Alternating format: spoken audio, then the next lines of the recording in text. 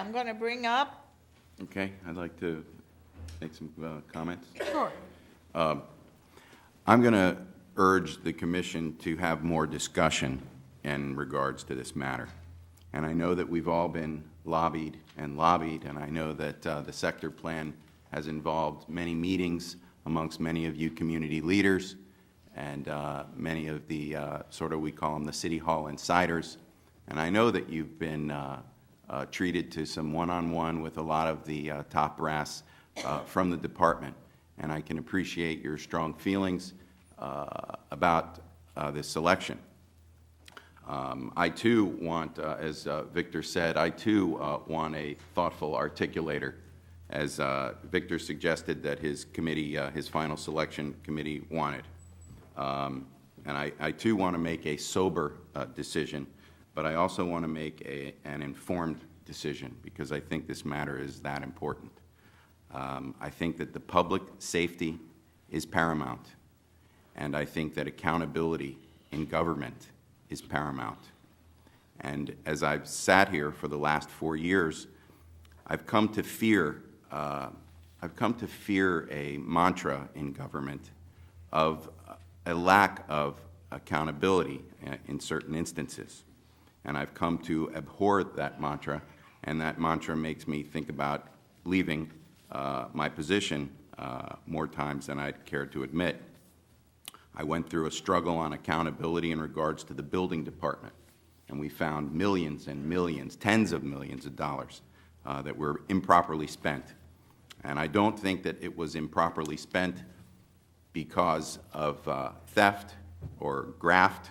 I think it was improperly spent because those that were charged with guarding and safeguarding the public treasure were not held accountable, as millions of dollars in mistakes were made over and over and over again. We excoriated our last chief, Carlos Noriega, in his last years of his career, and he ended up leaving early. Victor said, why didn't we tell you, your committee, that we wanted from the outside? We preferred it. And I will tell you that Commissioner Wolfson, Commissioner Gongora, Commissioner Libben, Commissioner Whitehorn, and myself had all stated that we would prefer someone from the outside. And the reason why we did that, and you know this from working here, is that we are not often shared. We don't often get the negatives about what goes on in the city. We get the positives. And in this particular instance, the Miami Herald brought to light years of problems to all of us on the commission that the manager's office typically doesn't share with us. And I'm not sure if I would share with my boss the problems either, but such is our system, and we have a strong city manager, and I respect him deeply, and I know that he is committed, just as all of us that have spoken are deeply committed, and we love the city. And what disturbs me about this selection process, and when we all started and said we wanted someone from the outside, we began to hear in November, as the gentleman from the LGBT community came and said that for the last 4 months he had enjoyed such a wonderful relationship with the department, and that he was looking forward to this wonderful relationship. And Mr. Del Vecchio and Mr. Sunshine talked about, well, at least Mr. Del Vecchio talked about how safe he feels and how quiet his neighborhood is. And it's interesting because after the recommendation of the manager, I said, well, how's the crime rate in the city of Miami Beach in this time? I'm getting all these phone calls about how great the sector plan is, and I'm getting all these emails. Is there something going on? Is there, I'm hearing that the city has been turned around. And so I asked about the crime rate in the last couple weeks, and I finally got some information. But what disturbed me the most is that the administration didn't know. So I know that the selection committees didn't know. And although I want a thoughtful articulator, as you suggested, I also want results, and I also want accountability. And I'm not prepared to endorse what I consider to be a mantra of government that typically does not hold people accountable. And I know that some of you share that feeling. And crime, and I haven't gotten the March statistics, but crime for the same period of this turnaround of the city, last year was at 2,803 incidents of serious crime. and this year we're at 3,019. Now, I know that doesn't seem like a big difference, you know, a couple of hundred crimes, but I think that the number in total is significant. And I think that for the 200 people that were victimized, whether it be a robbery or a grand theft, I think that the number might be significant to them. And I've never had a gun pointed at me or someone telling me that they're going to kill me if I don't give them their money, my money, but I'm sure that it's a significant and substantial event in at least 200 people's lives. But I feel for the whole 3,019, and it disturbs me that the administration didn't know. And then I went to the costs, and the administration also didn't know the costs of this sector plan, and that disturbed me because after trying to figure out what the costs were and getting varying numbers, I came to determine, through the help of the administration, that the cost for the 4 months was $1,132,421.70. And I said to myself, what disturbed me the most is that nobody knew.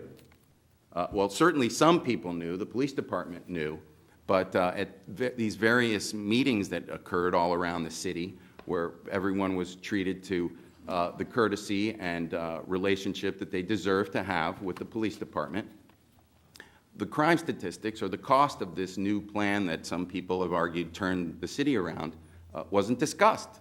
And I think that that's important, and I think it's substantial, and that goes to the heart of accountability. And it disturbs me that the administration didn't know, but I also think that it's curious that somebody in the city can spend $1,132,421.70 without a check or without some type of how's it going, how much have we spent, things of that nature. Then I'm curious to know what the hold time for calls are, because as you know, we now have a sector plan.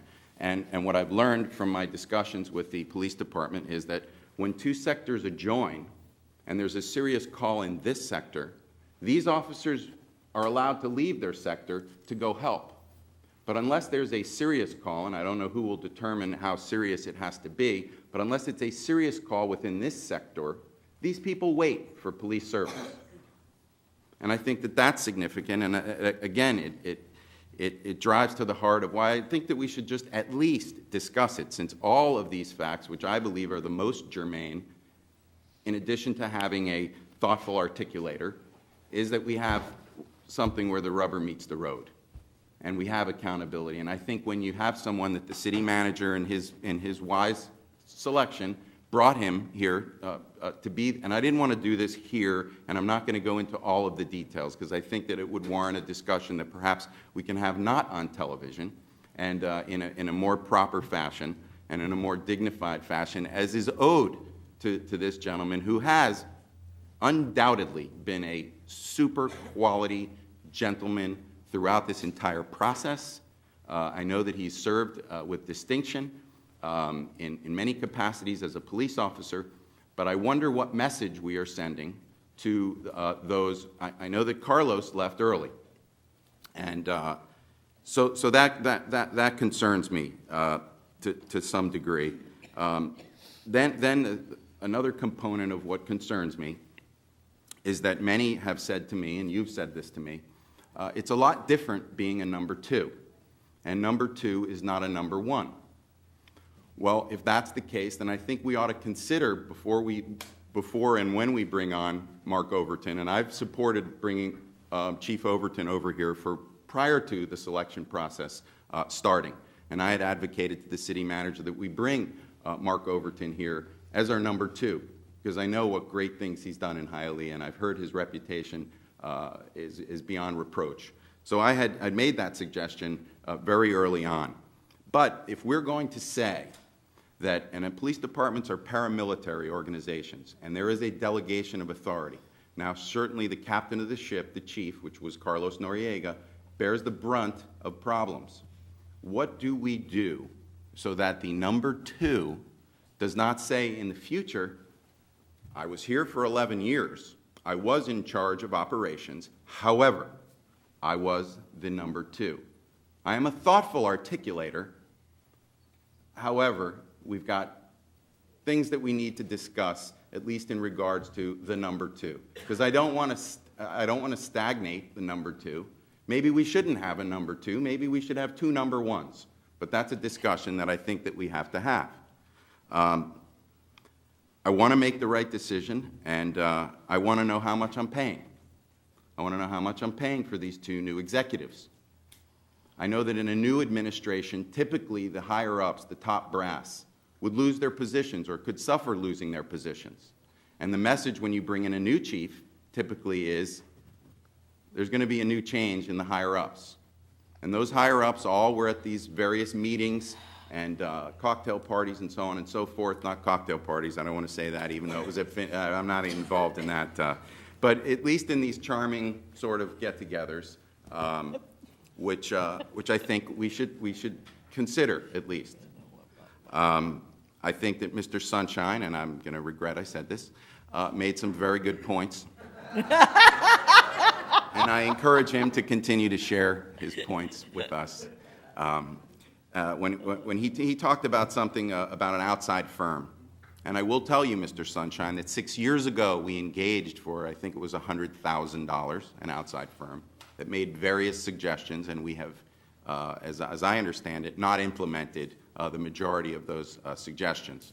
But I think certainly perhaps a probationary period would be warranted. I just don't know. But for the factual, substantive matters that I raise, I think we should have a thorough discussion and debate about public safety and accountability prior to making what I consider to be a very feel-good decision. And we spent the whole morning on feel-good, and it's not that there's not, we don't need feel-good.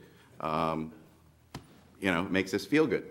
But in addition to the feel-good, we must consider the 3,019 people, and only in the last 3 months, only since November 21st, until the stats that I was able to get, which is February. And if you want to look on my internet, you'll see I got robbery after robbery after robbery after robbery for March.